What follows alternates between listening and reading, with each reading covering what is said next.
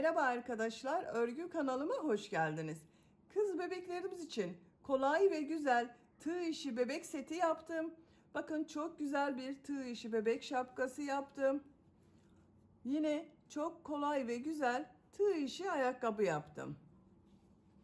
Bunlara takım olarak yine çok güzel tığ işi bebek elbisesi yaptım. Bakın şapka örgüsü çok güzel arkadaşlar. Bebeğin başında duruşu bu şekilde. Bu bebek baş ölçüsü 3 aylık bebek ölçüsünde arkadaşlar. Bakın.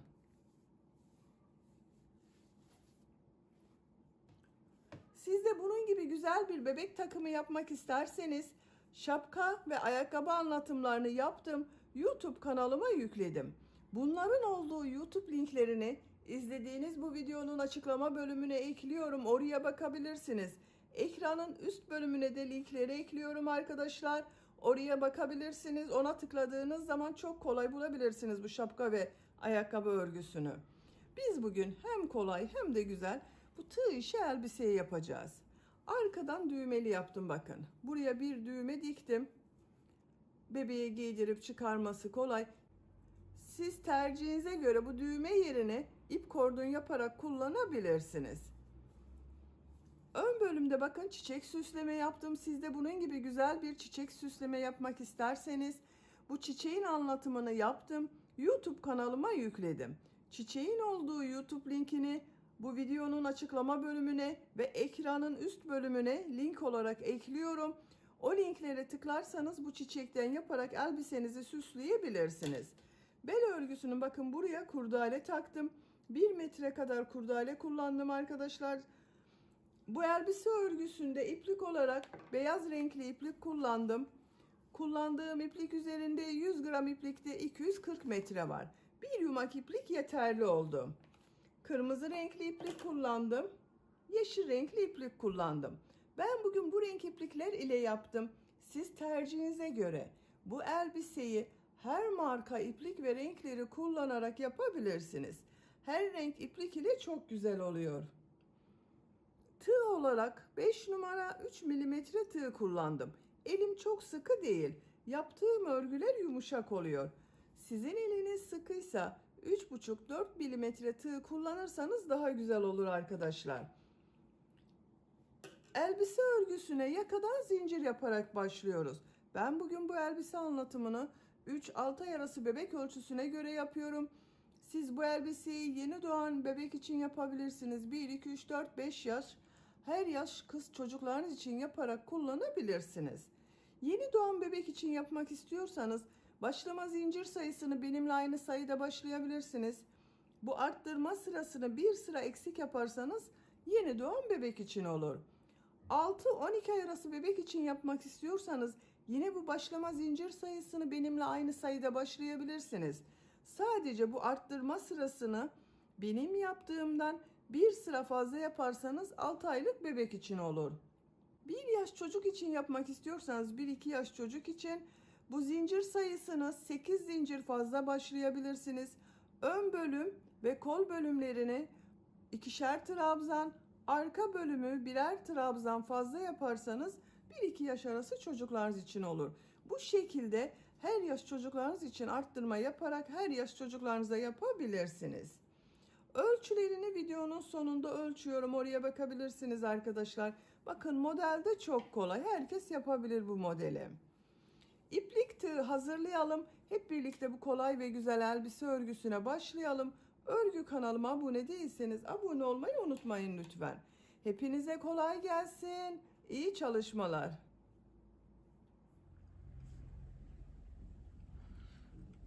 Örgüye yakadan zincir yaparak başlıyorum.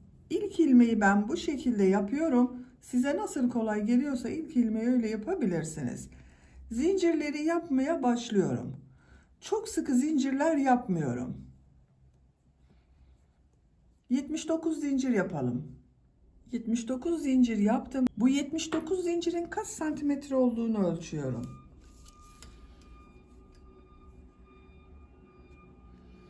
30 santimetre zincir uzunluğu var.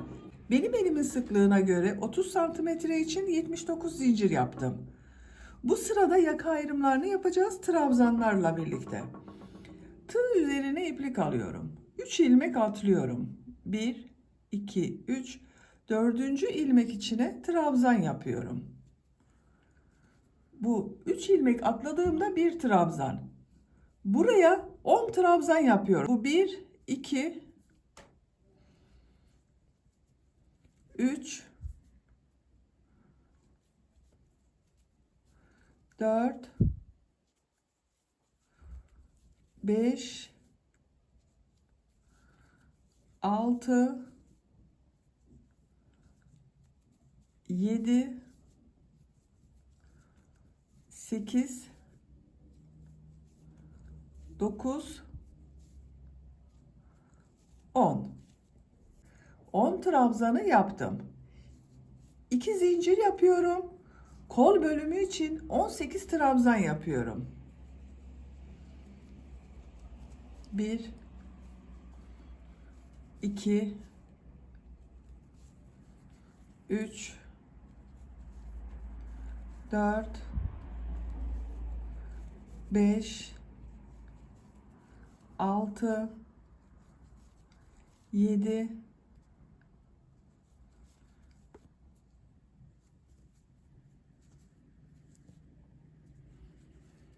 8, 9, 10, 11, 12, 13, 14, 15, 16, 17, 18. Kol için 18 trabzan yaptım. 2 zincir yapıyorum. Buraya 20 trabzan yapıyorum. Siz burayı kaç trabzan yaptıysanız burayı da 2 katı yapacağız arkadaşlar. Ben burayı 10 trabzan yaptım. Buraya da 20 trabzan yapıyorum. 1, 2, 3, 4, 5, 6, 7, 8, 9, 10, 11, 12, 13, 14, 15, 16, 17, 18, 19, 20. 20 trabzan yaptım. 2 zincir yapıyorum. Diğer kol için 18 trabzan yaptım. Buraya da 18 trabzan yapıyorum. Bak yanında bulunan ilmeğe kol için ilk trabzanı yapıyorum. 18 trabzan yapıyorum. 18 trabzanı yapalım. Diğer kol içinde 18 trabzanı yaptım. 2 zincir yapıyorum. 10 trabzan yapıyorum. Bu ilk ilmek üzerine bir trabzan yapıyorum. Diğerlerine trabzan yaparak devam ediyorum. 2, 3, 4, 5, 6, 7, 8,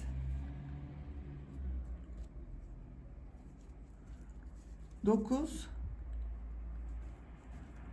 10. 10 trabzan yaptım. Yaka ayrımlarını yaptık arkadaşlar. 10 trabzan yaptım. Kollar için 18 trabzan yaptım. Buraya da bunun ikisinin toplamı 20 trabzan yaptım. İkinci sıradayız. İkinci sırada yine trabzanlar yapacağız. Bu arttırma yerlerinde bir trabzan, 2 zincir, bir trabzan yapacağız. Bir zincir yapıyorum. Örgüyü çeviriyorum. İlk ilmek üzerine trabzan yapıyorum. 1, 2, 3, 4, 5, 6, 7, 8, 9, 10. Bu 2 zincir yaptığım yere geldim. Buraya bir trabzan, 2 zincir, bir trabzan yapıyorum. Bak, bir trabzan yaptım. 2 zincir yapıyorum. Aynı 2 zincir üzerine bir trabzan daha yapıyorum. Bir trabzan, 2 zincir, bir trabzan oldu. Kol bölümünde bulunan ilmekler üzerine trabzan yaparak devam ediyorum.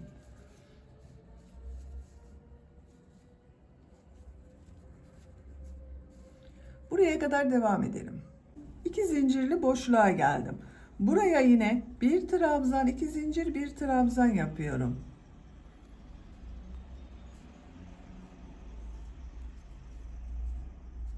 Diğer ilmeklere birer defa trabzan yapıyorum.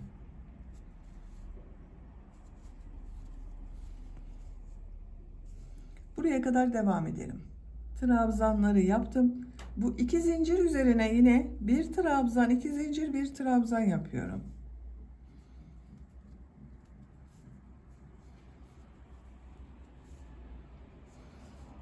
Diğer ilmeklere trabzan yaparak devam ediyorum.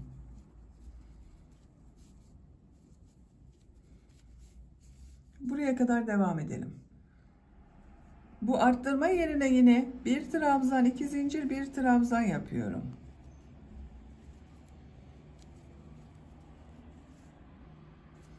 Diğer ilmeklere trabzan yaparak devam ediyorum.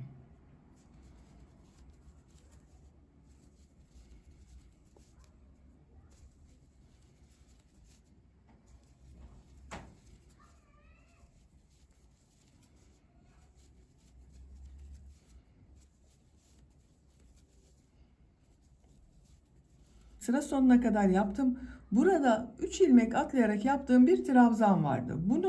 Bu son zincir üzerine bir trabzan yapıyorum. Burada da yine 2, 4, 6, 8, 10, 11 trabzan oldu. Sıra başında 11 trabzan oldu. 10 trabzan yaptık, bir arttırma yaptık. Burada da 11 trabzan oldu. Bakın arkadaşlar, yakanın şekli böyle. Arttırmalar artık bu bir trabzan, 2 zincir, bir trabzan şeklinde devam edecek. Üçüncü sıradayım. Bir zincir yapıyorum, örgüyü çeviriyorum. İlk ilmek üzerine trabzan yapıyorum. Diğer ilmekleri de trabzan yaparak devam ediyorum. Buraya kadar devam edelim. Arttırma yapacağım yere kadar bak, trabzanları yaptım. Bu 2 zincir üzerine bir trabzan, 2 zincir, bir trabzan yapıyorum.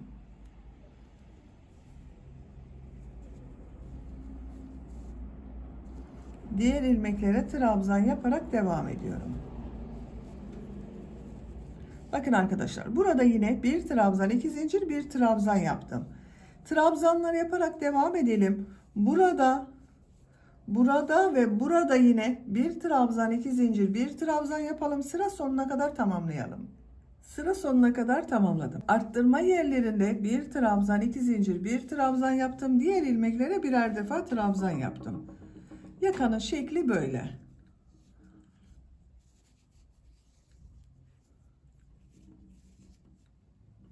Bakın arkadaşlar, görüntüsü böyle oluyor.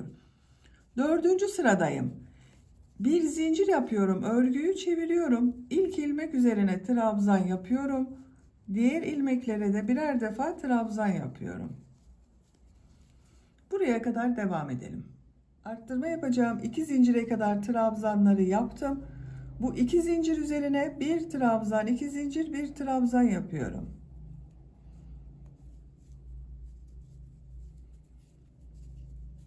Diğer ilmeklere birer defa trabzan yapıyorum. Bakın. Yakanın şekli artık bu şekilde devam edecek arkadaşlar. Arttırma yerlerinde bir trabzan, 2 zincir, bir trabzan yapalım. Diğer ilmeklere birer defa trabzan yapalım.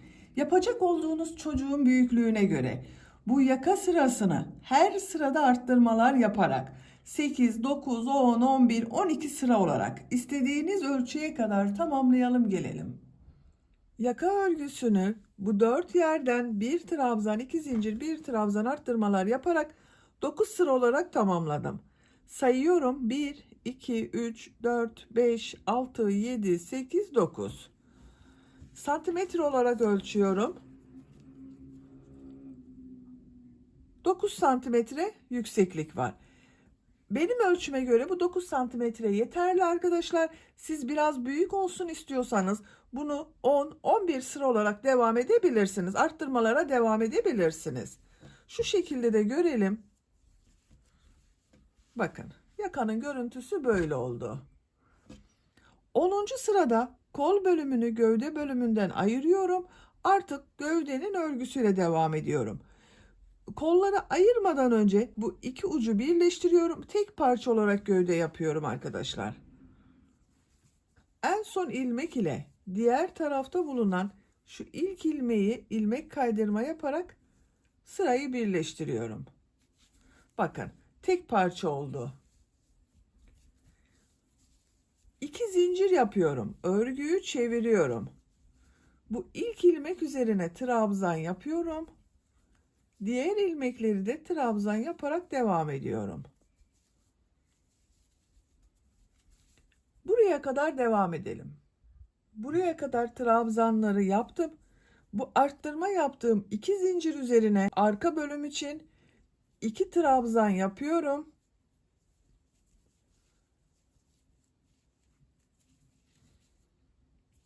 Kol altı yapmak için 3 zincir yapıyorum. Çok sıkı zincir yapmıyorum. 3 zincir yaptım. Tığ üzerine iplik alıyorum. Kolda bulunan bütün ilmekleri atlıyorum. 2 zincir üzerine ön bölüm için 2 trabzan yapıyorum.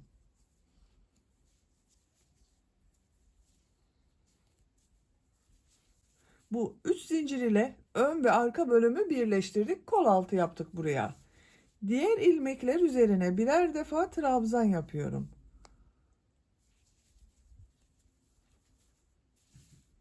Buraya kadar devam edelim. Diğer arttırma yerine kadar ön bölümde trabzanları yaptım. Bu 2 zincir üzerine ön bölüm için 2 trabzan yapıyorum.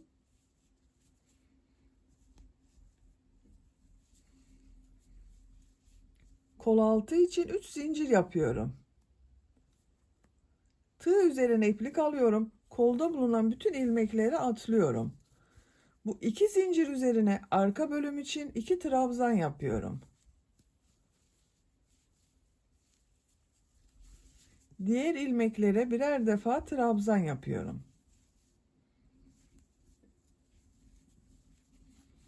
Diğer kol altında buraya yaptım.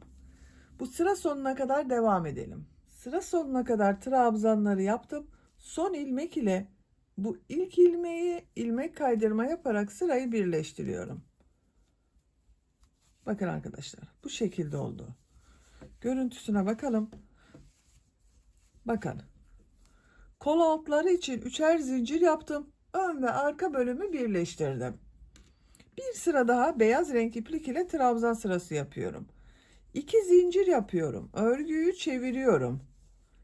İlk ilmek üzerine trabzan yapıyorum. Bu sırada her ilmek üzerine birer defa trabzan yapıyoruz. Bu 3 zincir yaptığımız yere kadar devam edelim. 3 zincir yaptığım yere kadar trabzanları yaptım. Burada zincirler üzerine de trabzan yapıyorum. Bak, çok sıkı yapmayalım diye onun için söyledim arkadaşlar. Trabzan yapması kolay olsun diye. 1 2 3. Diğer ilmeklere birer defa trabzan yapıyorum. Buraya kadar devam edelim. Zincir yaptığım yere kadar trabzanları yaptım. Bu zincirler üzerine de birer defa trabzan yapıyorum.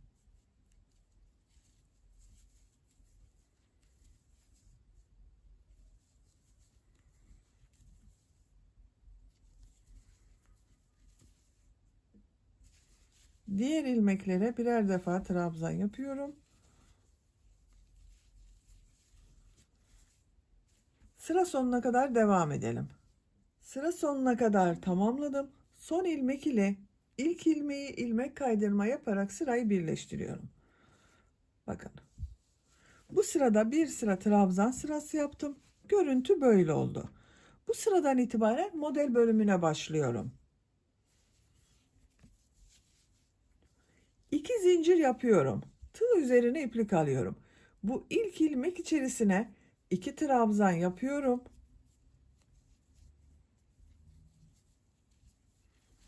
Bu 2 zincir yaptığımda bir trabzan arkadaşlar. 2 zincir yapıyorum. Tığ üzerine iplik alıyorum. Aynı ilmek içine 3 trabzan yapıyorum.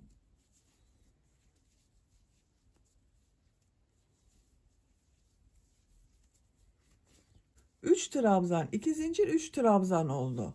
Tığ üzerine iplik alıyorum. Bir ilmek atlıyorum. İkinci ilmek içine bir trabzan yapıyorum. Tığ üzerine iplik alıyorum. Bir ilmek atlıyorum. İkinci ilmek içine 3 trabzan, 2 zincir, 3 trabzan yapıyorum.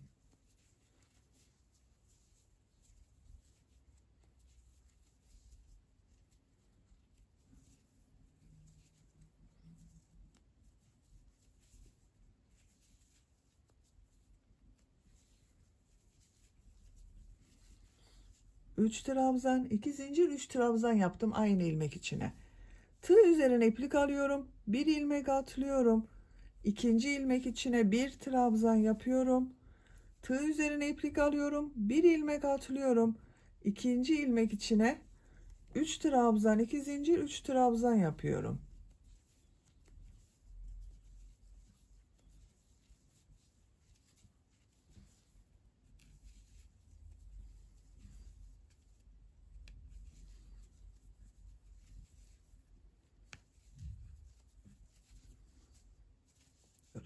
Sıra sonuna kadar devam edelim. Sıra sonuna kadar tamamladım. Sıra başında model ile başladım. Sıra sonunda bir trabzan ile bitirdim arkadaşlar. Bunun birbirini tamamlaması gerekiyor. Onun için bak bu şekilde yaptım. Model sırasının denk gelmesi için kol altı yaptığım burada bir ilmek atlamadım. Bir trabzandan sonra ikinci ilmeğe model yaptım. Burası denk gelsin diye. Siz de buna göre ayarlama yapabilirsiniz. Son ilmek ile ilk ilmeği ilmek kaydırma yaparak sırayı birleştiriyorum. Bakın bu sırada model yerleştirmesini yaptım. Görüntü böyle oldu. İkinci model sırasındayım. İlmek kaydırma yaparak bu iki zincirli boşluğa geçiyorum. Bu ilmeğe tığ takıyorum, ilmek kaydırma yapıyorum.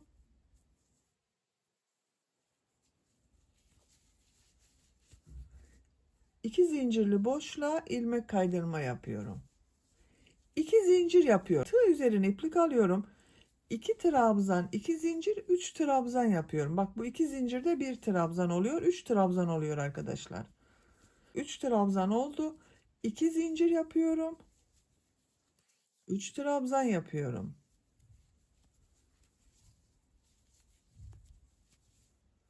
Tığ üzerine iplik alıyorum. Bu bir trabzanın üzerine bir trabzan yapıyorum.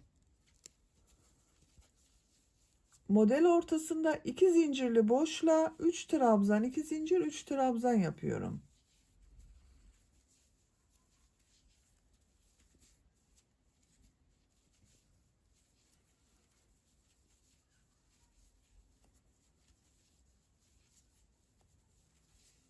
Üç trabzan, 2 zincir, 3 trabzan yaptım. Tığ üzerine iplik alıyorum. Bu bir trabzanın üzerine bir trabzan yapıyorum. Model ortasında 2 zincirli boşluğa 3 trabzan, 2 zincir, 3 trabzan yapıyorum.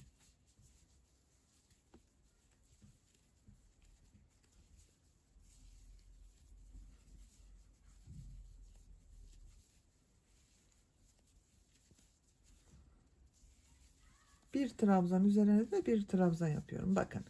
Model bu şekilde devam ediyor. Sıra sonuna kadar devam edelim. İlmek kaydırma yapalım, birleştirelim. Bir sonraki sıraya başlayalım. Elbisenin örgüsünü yapacak olduğunuz çocuğun büyüklüğüne ve tercihinize göre bu beyaz renk iplik ile devam edebilirsiniz. Aralarda renkli iplikler katabilirsiniz arkadaşlar.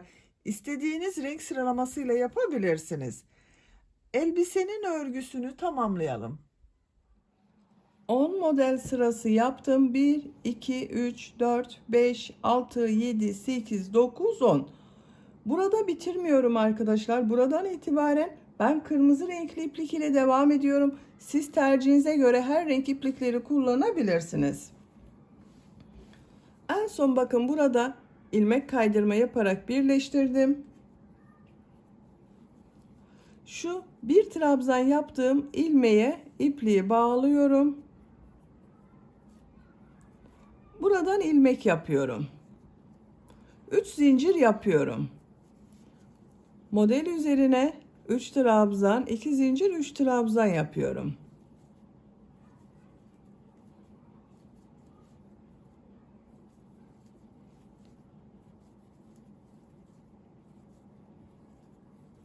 Bakın burada arkadaşlar modelden başlamadım. İlk önce bu bir trabzanı yaparak başladım. Trabzan üzerine trabzan yapıyorum. Model üzerine 3 trabzan, 2 zincir, 3 trabzan yapıyorum.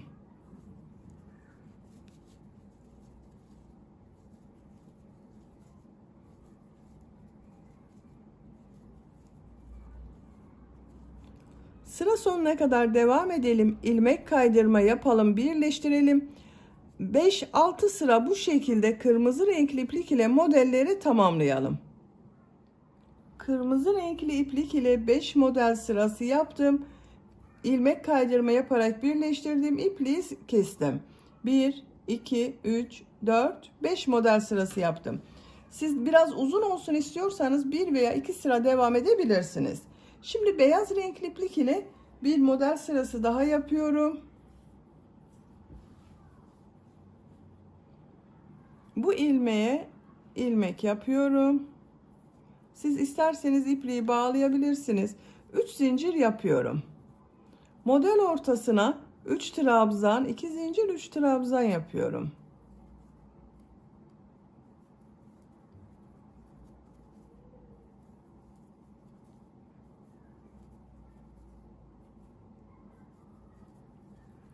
Trabzan üzerine trabzan yapıyorum.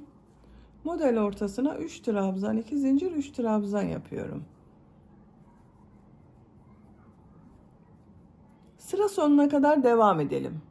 Sıra sonuna kadar modeli yaptım.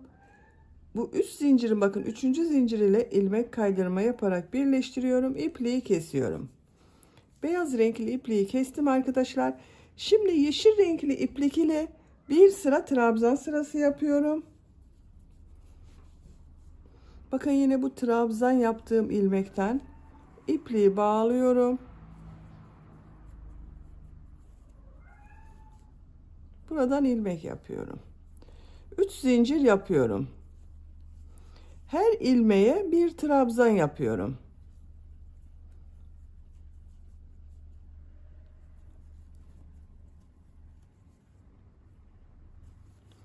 Bakın bu 2 zincir üzerine 3 trabzan yapıyorum.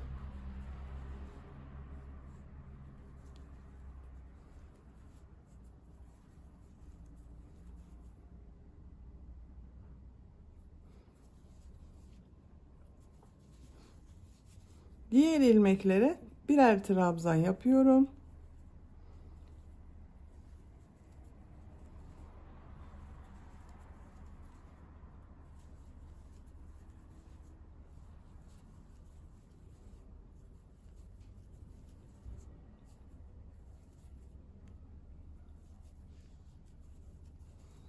Bu 2 zincir üzerine 3 trabzan yapıyorum.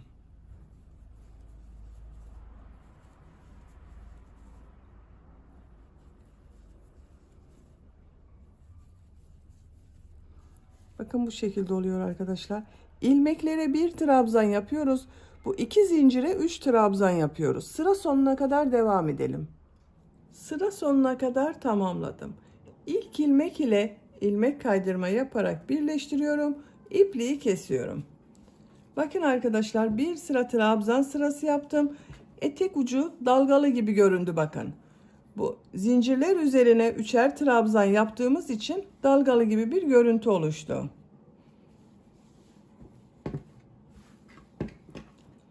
Şimdi yaka örgüsünü yapalım. Yaka örgüsüne buradan başlıyorum. Kırmızı renkli iplik ile pıtırcık model yapıyorum. Bakın buradan ipliği bağlıyorum.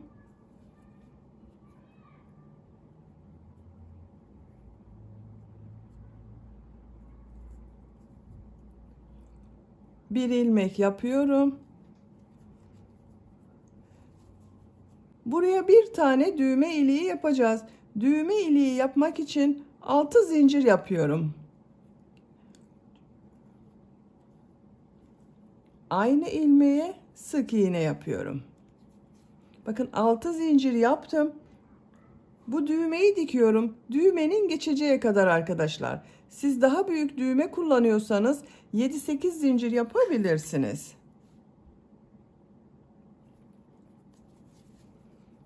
Düğme iliğini yaptık. Şu ilk ilmeğe bir sık iğne, 2 zincir, bir sık iğne yapıyorum.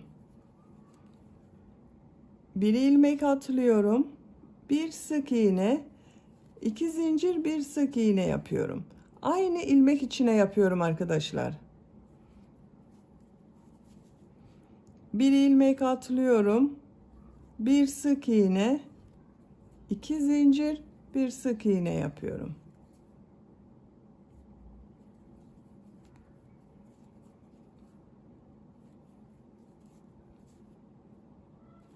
Sıra sonuna kadar devam edelim. Sıra sonuna kadar pıtırcık modelleri tamamladım. Şu ilmek ile ilmek kaydırma yapıyorum. İpliği kesiyorum. Bakın arkadaşlar, yaka çevresinde pıtırcık modeller yaptım. Burada başladık. Bakın bu düğme iliğinin tam karşısına bir tane düğme dikerek kullanacağız arkadaşlar.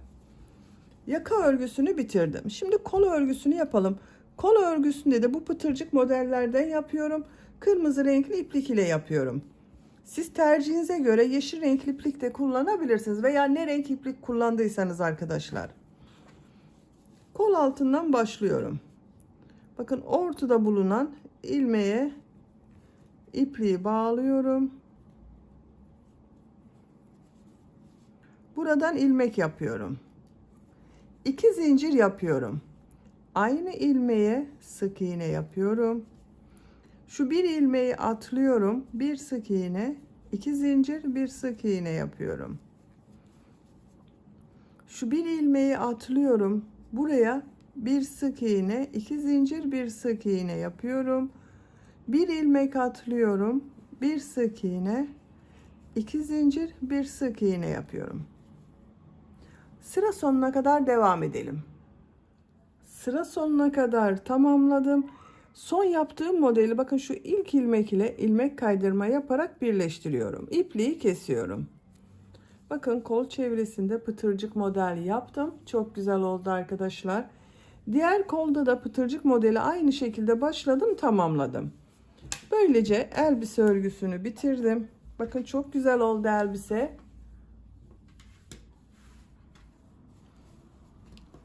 Buraya bir tane bakın ince düğme diktim. Şu düğme iliğine takıyorum. Bakın. Çok kullanışlı bir elbise oldu arkadaşlar. Elbiseyi bu şekilde kullanabiliriz. Ben elbisenin buraya bir kurdale takmak istiyorum. Bakın böyle bir kurdale arkadaşlar. 1 metre kadar kurdale var. Bunu bel örgüsünün buraya takıyorum. Bakın şu son trabzan sırası yaptığım sıra var. Tam orta noktayı buluyorum. Şuradan kurdaleyi takıyorum. Bir trabzan altta, bir trabzan üstte kalacak şekilde takıyorum.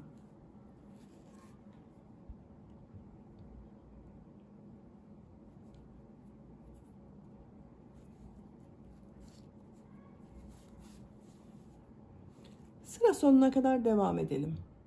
Kurdaleyi taktım bakın. Şu şekilde fiyonk bağlıyorum.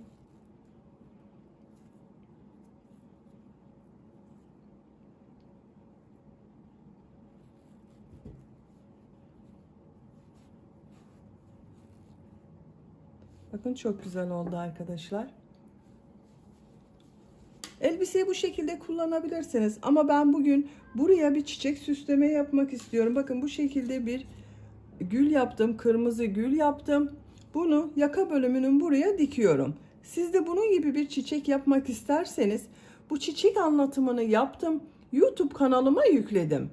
Bu çiçeğin olduğu YouTube linkini izlediğiniz bu videonun açıklama bölümüne ekliyorum.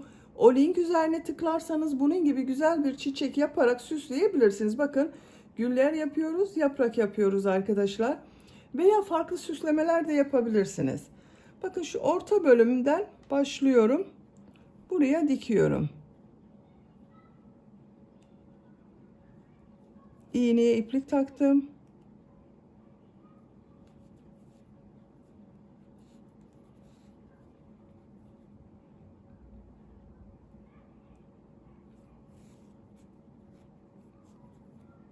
Çiçeği dikip gelelim. Çiçeği yaka bölümüne diktim. Bakın çok güzel oldu. Bakın elbisemiz çok şık ve güzel oldu.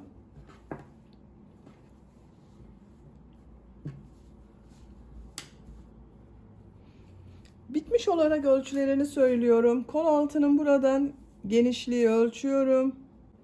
22 santimetre. Kol altından yüksekliği ölçüyorum. 23 santimetre. Omuzdan yüksekliği ölçüyorum. 35 santimetre. Ben bugün 3 aylık bebek için yaptım. Bu ölçüde oldu. Bakın çok güzel oldu arkadaşlar. Beni dinlediğiniz ve izlediğiniz için hepinize çok teşekkür ederim. Örgü kanalıma abone değilseniz abone olmayı unutmayın lütfen. Sizlerle yeni örgülerde görüşmek dileğiyle. Hoşça kalın, sevgiyle kalın.